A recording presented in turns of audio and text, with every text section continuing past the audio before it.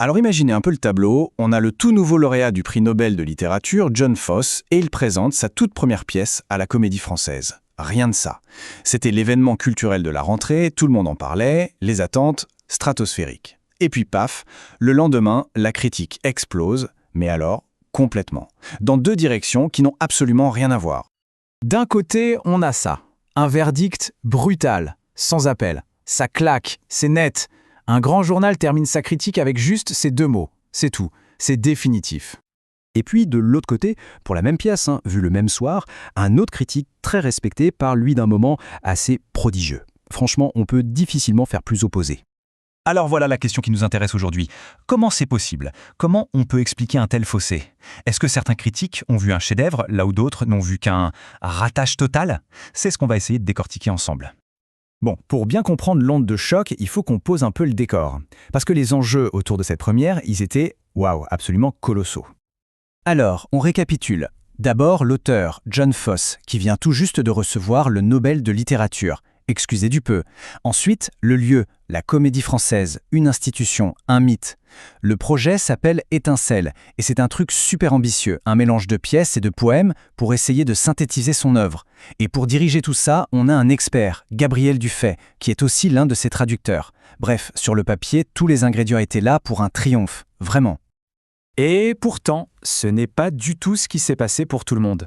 Allez, on commence par le premier camp, celui de la déception, mais la déception totale. C'est ce qu'on appelle une critique assassine, le genre de critique qui veut tout simplement démolir la pièce. Pour eux, l'expérience est décrite comme un véritable calvaire. Les mots sont très très durs. On parle d'ennui ferme, de perdre immédiatement le fil. En gros, on ne comprend jamais qui est qui fait quoi, on bâille. Le mot épreuve est même utilisé, vous imaginez, une épreuve. Ça donne l'impression que la fin du spectacle est une sorte de libération. Et très vite, la critique pointe du doigt le metteur en scène. Le projet, trop gourmand, trop ambitieux. Du coup, ce montage de texte, ça devient un grand fourre-tout, des miscellanées brouillonnes, et la direction d'acteur, elle est qualifiée de « entre deux eaux », c'est-à-dire un peu le cul entre deux chaises, si on veut. Pas assez aérienne, mais pas assez nerveuse non plus, ça ne trouve jamais le bon ton. Et le résultat de tout ça, l'émotion, qui est pourtant la clé chez Fosse, elle n'apparaît que par de rares fulgurances. Le sentiment général qui se dégage de ces articles, c'est vraiment celui d'une occasion manquée. Comme si on était passé à côté de l'œuvre, qu'on l'avait juste survolée. Et la conclusion, on l'a vu, elle est sans appel. Ok, ça c'est pour le premier verdict. Maintenant, passons de l'autre côté du miroir. Parce que pour d'autres, ce même spectacle était, au contraire, une réussite, mais alors une réussite totale. Et j'insiste là-dessus, c'est super important. On ne parle pas de deux versions différentes de la pièce. Non, on parle de la même soirée, des mêmes acteurs, de la même mise en scène. C'est juste la perception qui est à 180 degrés. Alors, qu'est-ce que ces critiques-là ont aimé? Eh bien, c'est assez fou, mais c'est précisément ce que les autres ont détesté. Le montage, loin d'être brouillon, il est jugé prodigieux, la meilleure porte d'entrée possible dans l'univers de Fosse. Les acteurs, impeccables. La scénographie, avec son style épuré, sublime. C'est un miroir inversé parfait. Tout ce qui était critiqué est ici acclamé. Il y a cette phrase d'un critique qui résume tout. Elle dit que ce spectacle sombre est paradoxalement une éclaircie. Et ça, c'est très fort. Ça veut dire qu'on reconnaît bien la noirceur, la difficulté du truc, mais qu'on y trouve une lumière, une sorte de révélation. Le paradoxe, ce n'est plus un problème, ça devient la clé de tout. Ok, donc on a deux visions totalement opposées pour une seule et même pièce. La question c'est comment? Comment c'est possible? C'est le moment de creuser un peu et d'essayer de comprendre d'où vient cette fracture. Le principal point de friction, en fait, ça avère d'être l'ambition même du projet. L'idée de base, c'était de nous montrer le souffle musical et l'énergie poétique de Fosse, avec ce montage audacieux. Sauf que, là où certains ont vu une synthèse géniale, d'autres ont juste vu un projet trop gourmand, qui au final ne fait que survoler l'œuvre sans jamais vraiment y plonger. Ce qui est vraiment fascinant, c'est quand on regarde le désaccord point par point.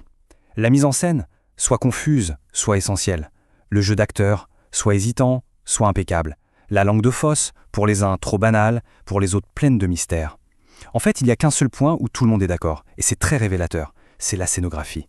Tout le monde a trouvé le décor sublime, une belle idée. Ça montre bien que le problème n'était pas technique, mais vraiment dans l'interprétation, dans le ressenti de l'œuvre. Pour vraiment tout comprendre, il faut peut-être qu'on fasse un pas de côté, qu'on arrête de se focaliser uniquement sur cette pièce pour regarder l'écriture de John Fosse dans son ensemble. Parce que la clé, finalement, elle n'est peut-être pas dans la mise en scène. Elle est peut-être dans l'auteur lui-même. Qu'est-ce qu'il y a de si particulier, de si clivant dans l'écriture de Fosse? Il y a un critique qui a trouvé une formule géniale pour décrire ça. Il parle de l'art spectral de Fosse. C'est un art qui est fait de contradictions. Il évoque un mélange de froideur glacée et de gaieté dans l'abîme. Une autre formule parle d'une écriture froide qui brûle. C'est exactement ça, le cœur de son théâtre. En surface, c'est tout simple, mais en dessous, il y a des abîmes de complexité, d'émotion.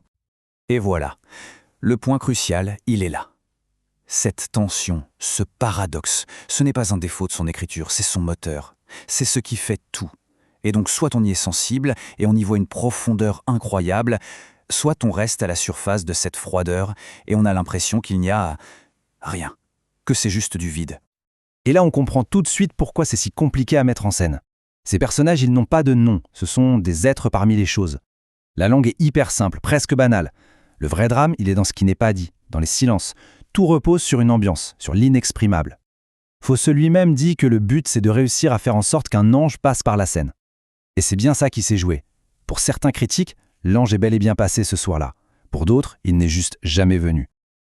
Étincelle, c'est devenu l'exemple parfait de cette difficulté. Ce qui nous amène à une toute dernière question pour la route. Une pièce qui ne laisse absolument personne indifférent, qui oblige chacun à se positionner, qui déclenche un débat aussi intense. Est-ce qu'on peut vraiment dire qu'elle a échoué ? Ou est-ce qu'au contraire, elle n'a pas réussi à toucher à quelque chose de fondamental ? Quelque chose sur notre rapport au théâtre, au mystère, à l'art tout simplement ? La question évidemment reste ouverte.